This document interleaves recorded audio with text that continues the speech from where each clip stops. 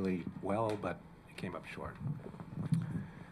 You know, I just told the guys in the locker room I have to look at it, you know, really, I got to look at it objectively but also subjectively, and I think the biggest thing that I take away is that it's a disappointing loss.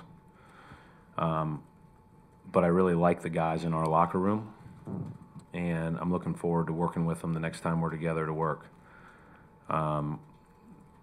Because they're trying to play the right way. We really got swallowed up by that small lineup that they put out on the floor, and at the same time, you know, it's like I told them in there, you force the hand of the best team in the league to play it that way. And so hopefully we can keep growing and getting better, but we've got to play better. You know, take advantage of more opportunities late in the game and throughout their comeback, and we just didn't do that. You know, 20, you know, whatever we were up in the first half felt like 3 to me, you know, and 16 at halftime feels like 2 against those guys. I mean, they can come back so fast.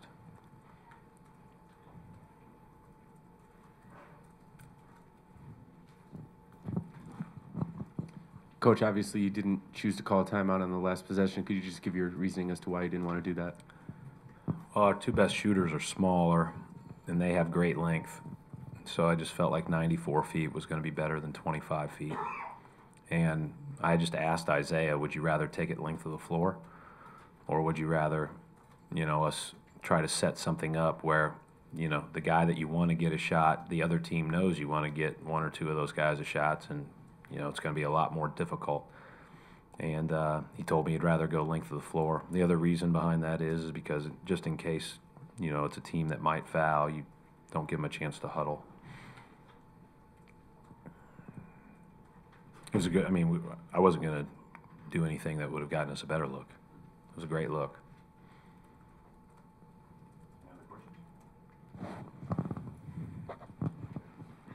They went really, really small late in that game. How much did that impact what happened from that point? Last 2.5 quarters. I mean, they were playing Draymond Green at the 5 better part of the last 2.5 quarters. So, I mean, and I knew that was going to happen today. I mean, I watched enough film of these guys to know that their scariest lineup is Barnes at the 4, Green at the 5, because of the way that they can all drive, all play, all pass, all shoot.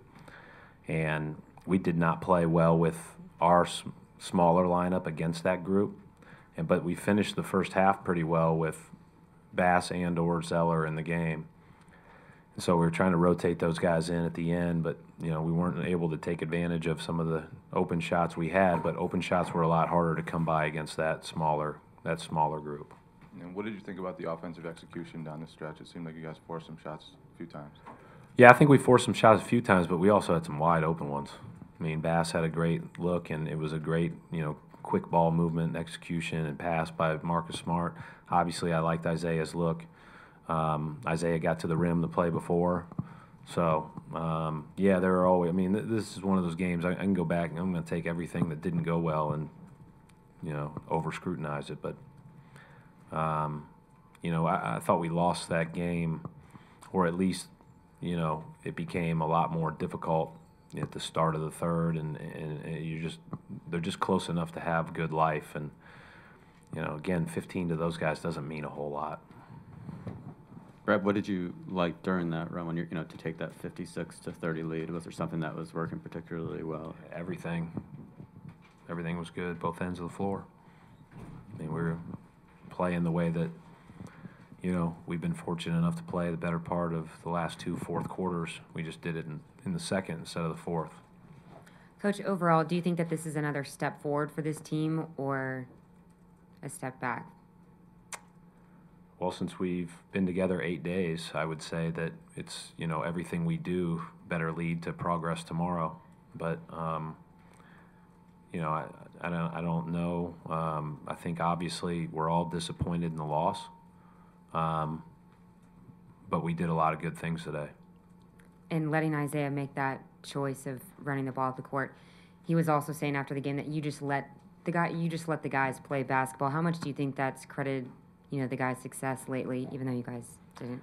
Well, you know, I think it's a lot. You know, obviously there's groups that you have to run more stuff with, groups that you run less stuff with, and it would have been nice to have a little bit more of a package as far as offensive package in with some of those newer guys towards the end of that game. But we're just trying to get simple actions and space the floor when he's on the floor with the other shooters. But the first group runs a lot more, but they've been here a lot longer.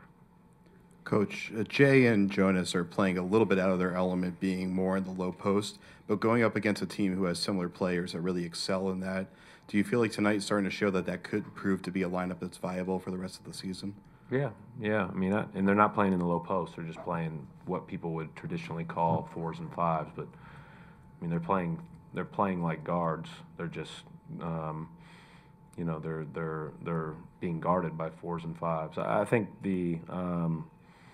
it's a viable lineup at times, but it wasn't quite as good tonight. And I mean, it was 2 games. Before that, it wasn't like we had experienced it for 30 games. Coach, Jay Crowder took a career-high 17 shots tonight. Has it been more of an effort to get him involved in the offense? Not really. We've run the same stuff for him that we've run since he's been here, but he just gets more opportunities at the 4 than he does at 3 because of his skill set. And it's usually the case with a skilled 3 who can play both spots.